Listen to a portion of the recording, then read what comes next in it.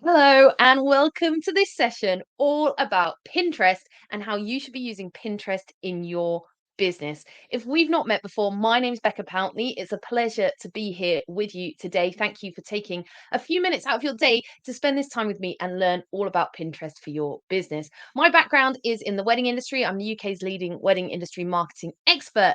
However, as you can imagine, Pinterest is huge in the wedding industry. So often my Pinterest sessions end up in different areas of business. And the great news for you is that the Pinterest knowledge is the same, whether you've got a wedding business, whether you've got something else going on in your business instead. So it's great to be here with you. I'd love you to just think for a moment about where you're at with Pinterest. Are you brand new to the platform? Are you just getting started? Perhaps you've got an account and you use it for personal reasons, but you've never really understood how you can use it in your business. Or perhaps you feel like you're a bit of an expert already. Wherever you are on that journey, this session is going to help you. And I'm going to be walking you through the three do's and the three don'ts when it comes to using Pinterest for business. So grab yourself a pen and paper. We are going to dive right in. I would love to know if you're watching this session and you're enjoying it. You can find me at Becca Pountney on Instagram. Why not snap a photo of you watching this session, pop it on your Instagram story, tag me in it, and I will reshare everything. I always love to know who's taking action and who is getting on and watching this training. So let's dive straight in then to Pinterest. Why should we be using Pinterest in the first place? Well, the main reason I like to teach Pinterest is because most people don't understand how to use it. Therefore, it's a really great untapped marketing resource in your business. Right now, most people understand basically how to use Facebook and Instagram, but Pinterest is still a little bit of a mystery to people. So, if you can really crack it and understand it, you can really set yourself apart on the platform. Now, it's not a small platform. People misunderstand that. There's over 478 million monthly active users on Pinterest, and it's increasing all of the time. Now, the user base is predominantly female. 79% of Pinterest users are female, although, again, this is shifting over time as more men join the platform. 90% of weekly Pinterest users say that they turn to Pinterest to help with purchasing decisions. So that's great as a business owner because we know that people are there and they're looking to buy. And this is a big one. Unlike Facebook and Instagram, Pinterest want people to leave the platform and send you off to a website. Now, we all know if you use Facebook and Instagram for business, it can be a bit tricky to get people from there onto your website. Instagram makes it particularly difficult with the whole link in bio or clickable sticker. Facebook, you can add links, but they don't like it. Pinterest, on the other hand, is all about sending people from Pinterest over to your business website. So for me, that's a massive win because we want people over on our website. That's when they're going to buy from us. Okay, so hopefully you understand from that why you should be paying attention to Pinterest and why you should be considering having your business on there.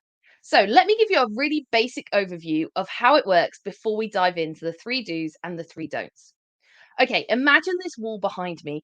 And imagine I go out to the shop this afternoon and I go and buy an old fashioned pin board or two and pop them on the wall behind me. The next thing I'm going to do is I'm going to cut out some categories. Now, I'm currently planning a home extension. So perhaps one of those boards is going to be dedicated to me designing my kitchen. So I'm going to call that board something like Dream Kitchen Ideas. Now, perhaps as well, this is my office. I'm going to be doing some work in here, and I want some inspiration about growing my business on social media or growing my business mindset. So, perhaps one of those boards I'm going to call business mindset or business ideas for the future. Okay, so I've got my two boards. They've both got a title. The next thing I'm going to do is I'm going to go to the shop over the road, get a ton of magazines, and start going through the magazines. I'm going to be looking at those home magazines, cutting out the pictures of the kitchens I like, and sticking them on my board. I'm going to be doing the same, looking for business articles, anything that sparks my fancy, anything that I think would be useful to me. I'm going to put it on my business ideas board. Now, every day when I come into my office, I'm going to see those boards behind me. They're going to help me make purchasing decisions. They're going to give me inspiration and so forth. What I have just described is essentially how Pinterest works. Pinterest is a virtual version of those boards on the wall behind me. On Pinterest, you have to create boards and then you have to add pins to the boards. So it's just like the pin boards that I talked about. People are going on Pinterest, they're creating boards online about their dream kitchen or their business ideas or whatever it is. And then they're finding other images on Pinterest to pin to those boards. As a business owner, your objective with Pinterest is that other people pin your products and your services, your blog posts, your podcasts, your ideas onto their dream boards. Because if they find us and they like what we do, they're much more likely to go ahead and purchase from us. So that's what Pinterest is. Let's dive in then to the three do's and the three don'ts when it comes to using the platform. Okay, number one on the do's is you need to have a business account. There are two kinds of accounts when it comes to Pinterest, a business account or a personal account. Now, quite often people have accidentally set up a personal account and given it their business name. So, how do we check whether you've got a business account or a personal account? Well, if you're brand new to Pinterest, just Google Pinterest for Business and make sure you set up a new account on the Pinterest for Business page. However, if you've already got an account and you want to check, all you need to do is log into your account, ideally on a laptop or desktop computer because it works better. Log in, have a look at what comes up when you log in. Are you seeing things like Business Hub, ads, analytics on that welcome page? Or when you log in, do you not see any of those things? You just see maybe Creator Hub or something like that. You're not seeing business, you're not seeing ads, you're not seeing analytics. If you're not seeing all of those business things, the chances are you have a personal account rather than a business account. If you are seeing all of those business things I just mentioned, good news, you've got a business account. You can tick that off and move on. If you do find that you have a personal account that's kind of masquerading as a business account, as in you've called it your business name, you've got a few options. You can either change that personal account to a personal account, give it your own name, and then set up a brand new business account. Or in the Pinterest settings, you can switch accounts. So you can ask for them to change your personal account into a business account. The reason we want to make sure you have a business account is so you can access those business features. If we can't see analytics, we don't know whether or not this is working for you as a marketing platform. So it's really important before you do anything else to make sure you have a business account. Okay, the number two thing you need to be doing when it comes to Pinterest, you need to be thinking about that platform as SEO, not social media. When it comes to Pinterest, often it gets put into the category of social media. People say to me all the time, I'm on all the social platforms. I'm on Facebook, Instagram, Twitter, and Pinterest. But really, is Pinterest a social media platform? Let's think about it for a moment. When was the last time anyone went to Pinterest to be social, to catch up with their friends, to build communities, to be in groups? They're not there for that, are they? Actually, what we go to Pinterest for is to search for things, to search for ideas. Therefore, it's really important to realize that actually Pinterest is much more similar to Google image search than it is to Facebook or Instagram. Pinterest is a visual search engine. Customers are going, typing in keywords at the top of what they're looking for, blue and white kitchen designs, ways to grow my Instagram quickly, and then they're getting served the results. So, when it comes to you using Pinterest for business, you need to have a search engine head on, not a social media head on. You need to understand that keywords are incredibly important on Pinterest. The names that you call your pins and your titles, the things that you call your board names, the things that you call your profile, all of them are keyword searchable and incredibly important. So, my second tip for you when it comes to doing Pinterest is to remember it's a search engine, not a social media site. So, pay attention to the words and the keywords and see it in that way rather than like social media. Okay, my third thing for you when it comes to the things you should be doing on Pinterest, number three, is be consistent. This is going to be the same across all of your different social platforms, all of your marketing. Consistency is key. There is no point going off after today's session, doing loads on your Pinterest, and then never looking at it again for 2 years and then saying it didn't work.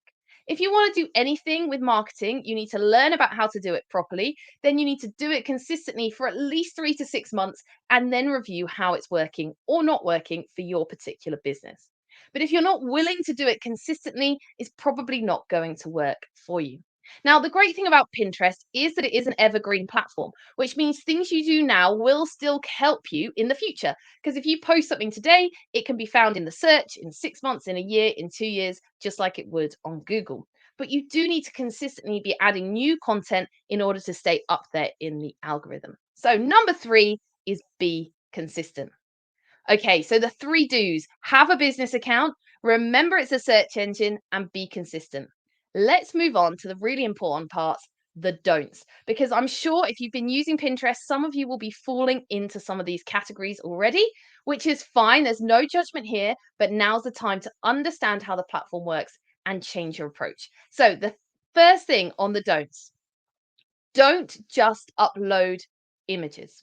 Okay, when it comes to using Pinterest, you can add images or pins, as they're called, to the platform. You can take these photos of your products, of your services. They can be graphics that you've made on Canva. They can even be videos, and you add them onto the platform by either directly adding them from your website or by uploading them from your computer.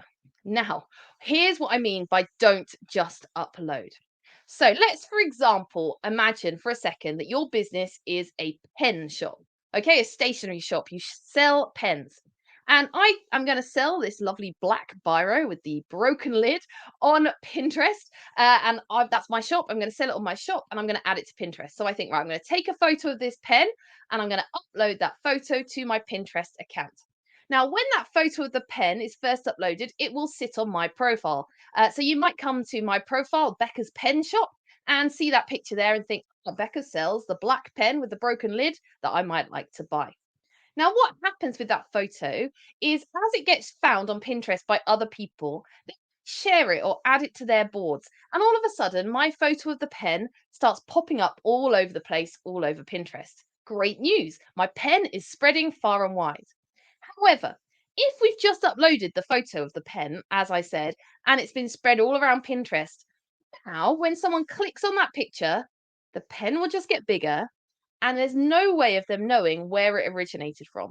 They don't know that it was originally from my pen store, Becca's Pen Shop. It is literally now just a picture of a black pen with a broken lid floating around the internet, which isn't that useful for us as a business owner. However, if we upload this picture or save it from our website, we make sure we add to it a website URL directing people to Becca's Pen Shop.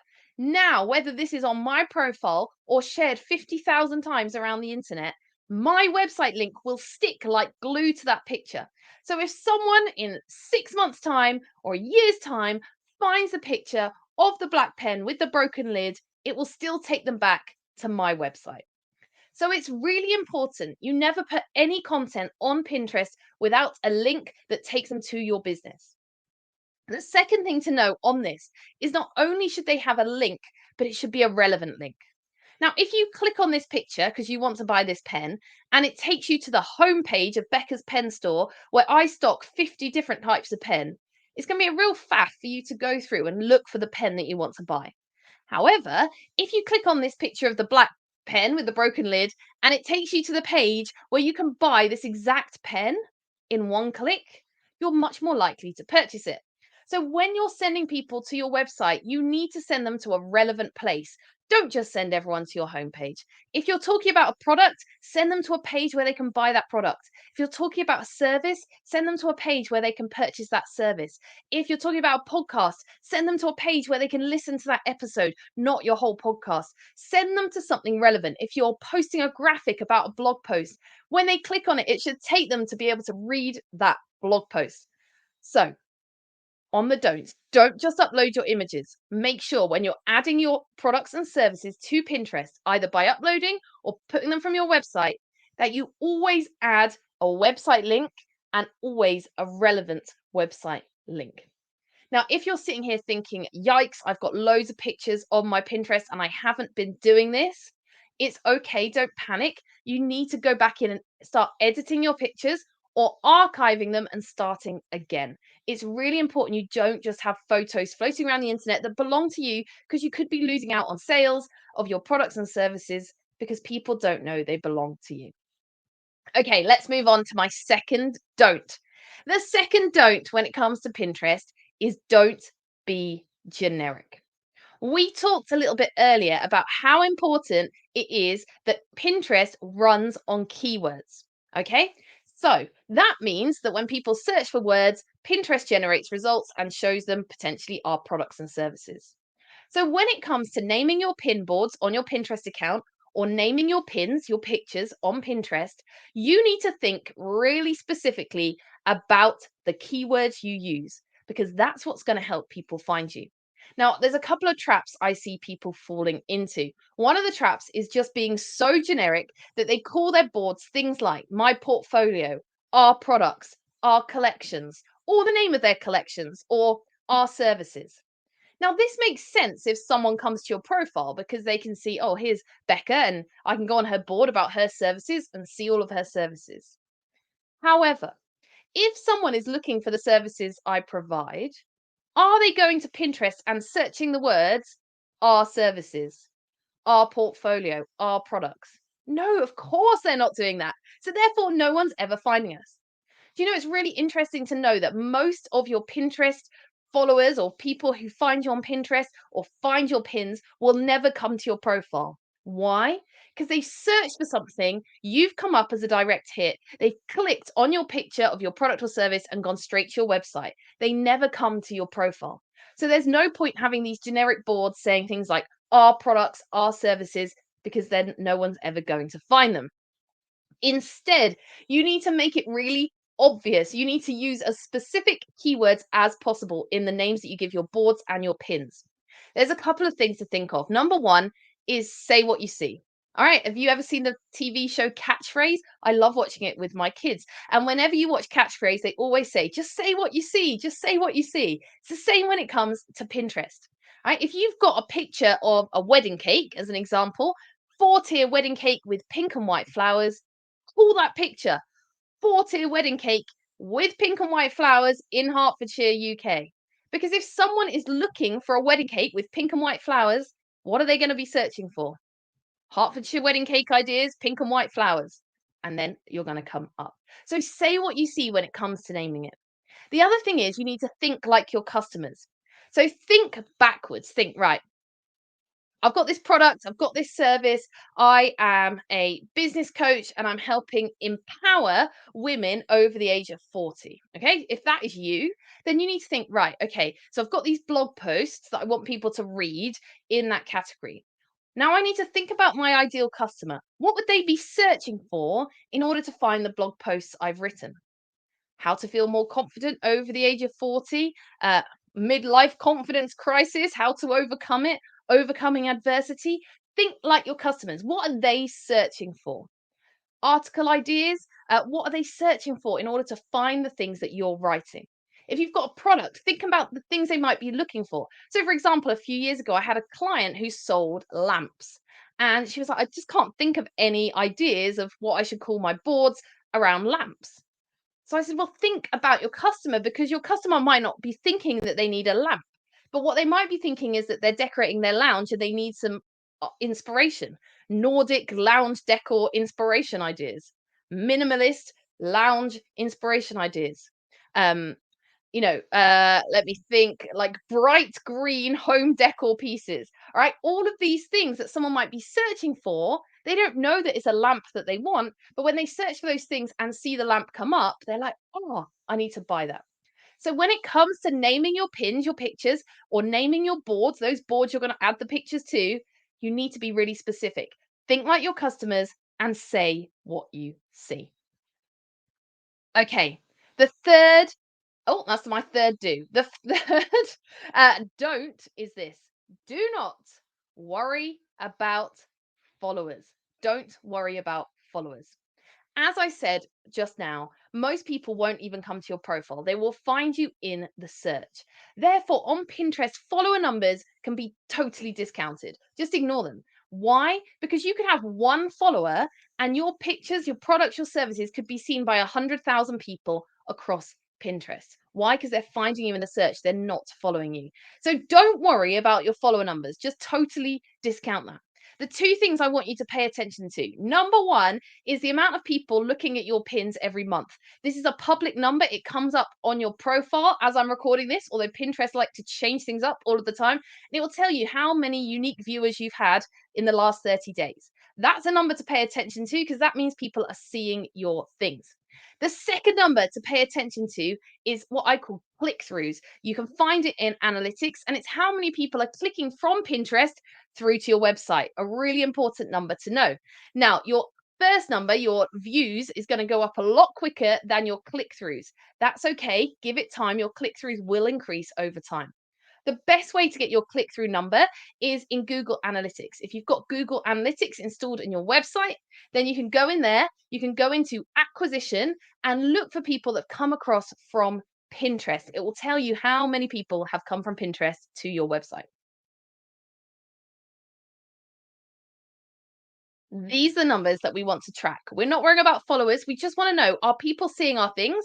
And are people then coming over to our website? Because ultimately, it's our website where people are going to purchase from us. Okay, let's recap then the three don'ts, and then I'm going to finish off with some final tips to leave you with.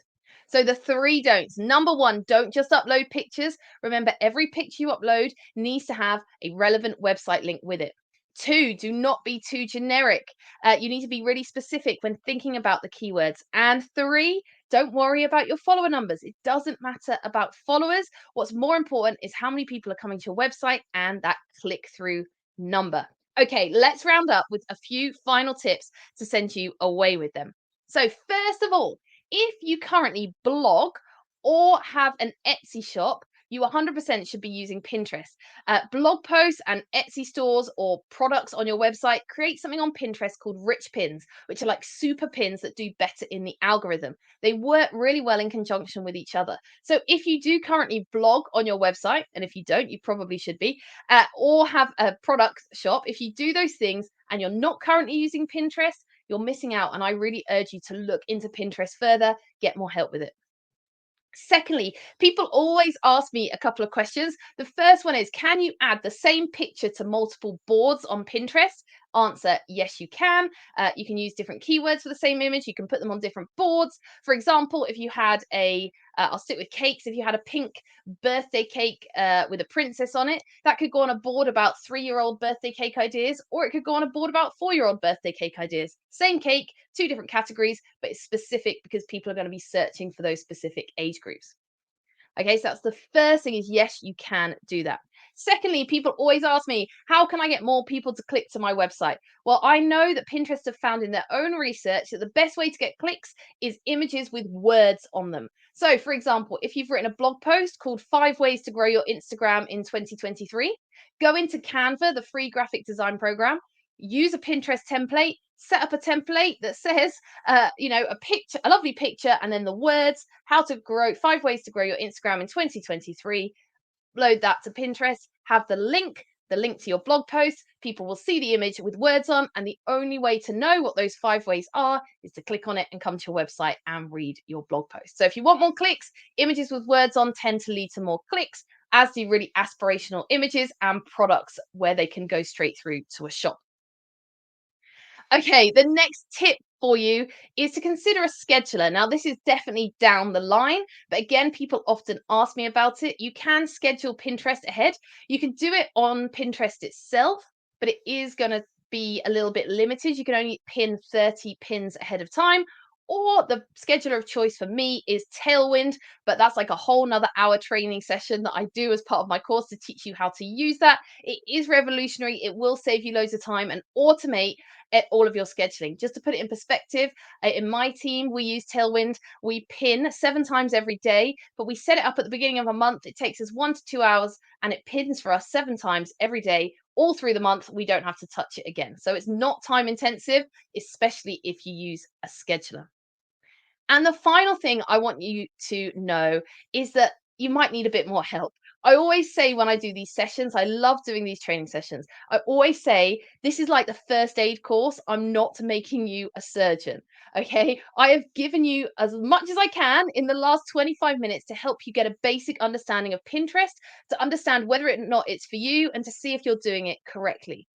I'm not giving you everything. I haven't given you the full surgery because we don't have enough time. I would love to have done, but that would be like 4 hours worth of content. And that's just not the place to do it right now. So if you've watched this and you're thinking, I've got more questions, yeah, there's definitely more I want to do with Pinterest. I can see how this could work for my business, but I need more understanding. Then I urge you to get more help, whether that's with me by doing one of my programs, or whether it's by going and listening to podcasts, YouTube videos. I don't mind where you get the help, but I do want to encourage you to go away and get more help, because I've given you a whistle stop tour, but I definitely haven't had time to give you all of the nitty gritty about setting up rich pins, verifying your website, where the keywords matter, the types of images you should be using, how to use the schedulers, how to read the analytics, all of that kind of stuff. If that's something you want to know more about, do go to my website, pinterestwithbecca.com. That will take you to some more information all about my full Pinterest training program. And I would love you to take a look at that. So, we've had a whistle stop tour. I hope that after this session, you're feeling slightly more confident about how Pinterest works. I think the big takeaway is to remember it's a search engine, not a social media site. Go away, have a play with it. If you get stuck on anything I've talked about and you want to drop into my DMs on Instagram at Becca Pountney, reach out to me. I'm super friendly. I'm more than happy to give you a little bit of guidance. Drop in there, ask me a question. If you've got questions about the training program and whether or not that's suitable for you, again, go ahead, drop me a message. It is suitable for all small businesses who just want to understand all of the ins and outs of using Pinterest. It's follow along, so you can follow along the steps, and I help you step by step. It's been such a pleasure talking to you all today, all about the three do's and the three don'ts with Pinterest. Remember those keywords, and hopefully we'll speak again soon.